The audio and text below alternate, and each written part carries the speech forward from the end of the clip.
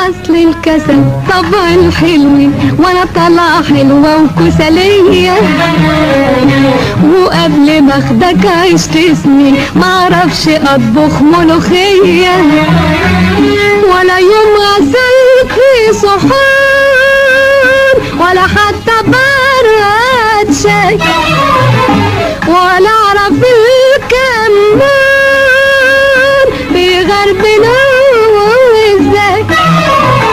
اكمني على عزة ربيت واسأل عليا، لو كنت اعرف شغل البيت كان من عينيا.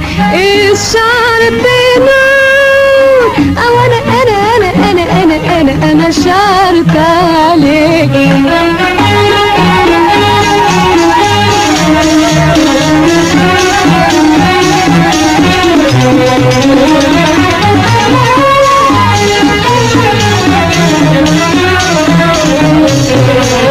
طول عمري عايشة في بيت بابا ما مسكت فيه جرد المية، وكنت اقوم من النوم قلقة مغسول بيلمع حواليا، ولا يوم مسحت بلاط ولا عصرت الخيشة ولا فرقت بساط، وعايشة احسن عيشة. اكمني على عزة ربيت واسأل عليا، لو كنت اعرف شغل البيت كان من عينيا. الشعر بنور او انا شعرت عليك.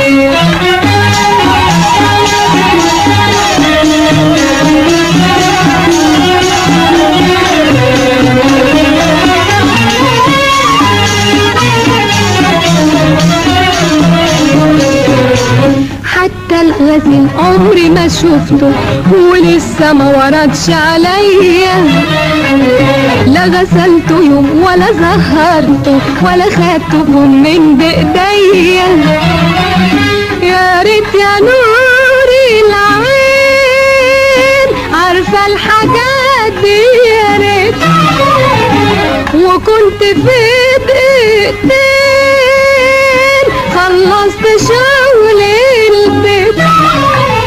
اكمني على عزة ربيت واسأل عليا، لو كنت اعرف شغل البيت كان من عينيا. الشعر بنور او انا شعرت عليك. الله. اصل الكسل طبع الحلو وانا طالعه حلوه وكسليه، وقبل ما اخدك عشت سنين معرفش اطبخ ملوخيه، ولا يوم غسلت صحون ولا حتى براد شاي، ولا اعرف الكمان بيغربنا ازاي. اكمني على عزة ربيت واسأل عليا، لو كنت اعرف شغل البيت كان من عينيا. الشعر بنور او انا شعرت عليك.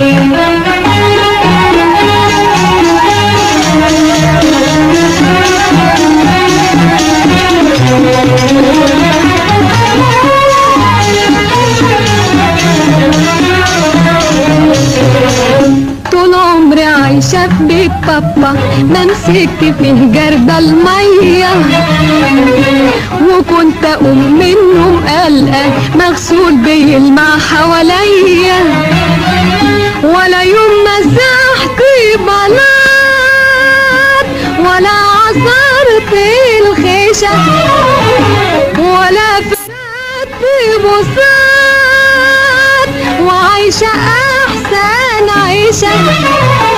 اكمني على عزة ربيت واسأل عليا، كنت اعرف شغل البيت كان